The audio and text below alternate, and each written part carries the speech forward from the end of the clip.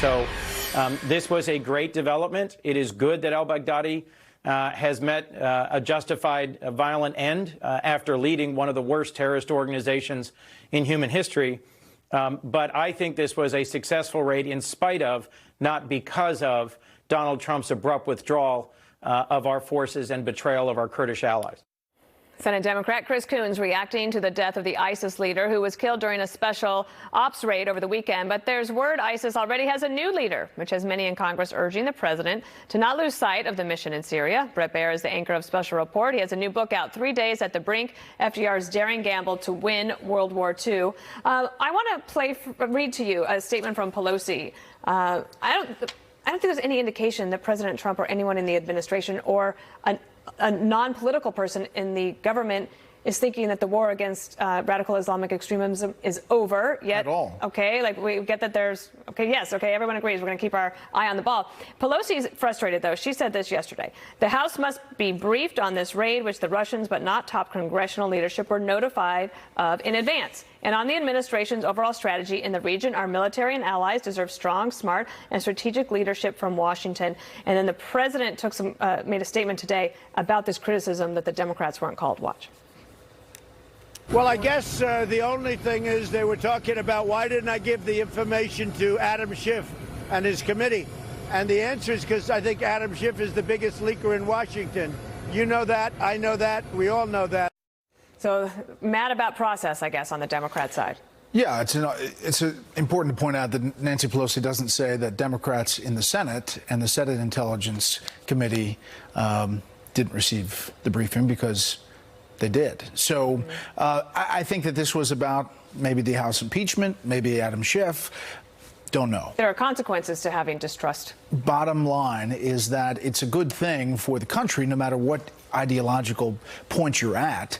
And I thought that the fallout was really interesting to watch over the past day and a half. It wasn't as much of a celebration. I remember when Osama bin Laden was killed, and there was some griping about from Republicans about Obama, but not generally. And you remember at the White House, there was the big spontaneous celebration in front of the White House, cheering that we had finally brought Osama bin Laden to his ultimate justice. There is a little bit of disconnect between bin Laden and al-Baghdadi. Yep. He just didn't get the name recognition and the focus in the regular world, but in the counterterrorism world, this was a huge get. And it continues. Reportedly, ISIS has named a new leader. What do you think that means for the president's overall strategy going forward? Well, I think it's going to be continue to go after these guys where you get the intel. Now, some of this intel came on the ground from human intel and the Syrian Kurds. So there is a little bit of a disconnect as we pull away from some of that one-to-one operational effort on the ground. But it also shows that even doing that, we can move quickly. We can take out and act on intel, you know, in a drop of a hat. We can. Our military intelligence is amazing. Did want to ask you about this. Joe Biden hasn't done a lot of interviews, but did one with 60 Minutes last night. This is what he said about Hunter Biden, his son, and his business dealings. I've never discussed my business or their business, my sons or daughters, and I've never discussed them because they know where I have to do my job, and that's it, and they have to make their own judgment. He was already on the board, and he's a grown man.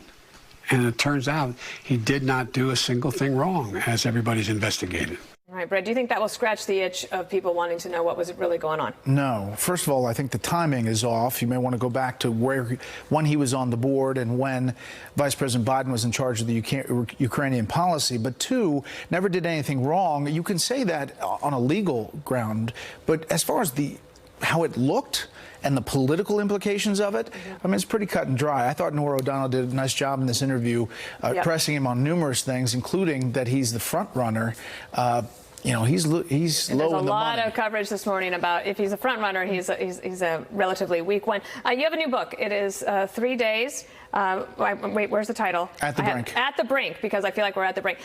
This is a really fascinating look back at history and 3 days that turned the tide of a war. And this is your third book looking at 3 days in history. And I was just thinking, if you were to do 3 days of President Trump's presidency this past weekend, where you get the #1 priority accomplished, would be possibly something for a future book. Yeah, you know, 3 days is just a soda-straw look at something in history. I did Eisenhower, Reagan, and this is FDR, Churchill, and Stalin. But you're right, the ability to look at current times in a small vacuum, this would be an interesting 3 days. And also because we have so much reporting about it, right? We get a lot of detail and video, unlike for the book that you just put out, At the Brink. That one you had to piece together with your researcher, and it's an amazing piece of work. Well, thanks. It's been fun. It's also been fun bouncing around the country talking to World War II vets who just came up to these book signings and had great moments. And I'm sure they're very grateful for somebody writing the history, someone as great as you, Bret Baier. Thanks for being here in New York. We love having you. Yeah. Don't go back to D.C. I think I have to. All right, we'll let you go. Katie Hill, a rising star in the Democratic Party, handpicked by Nancy Pelosi for a coveted leadership seat.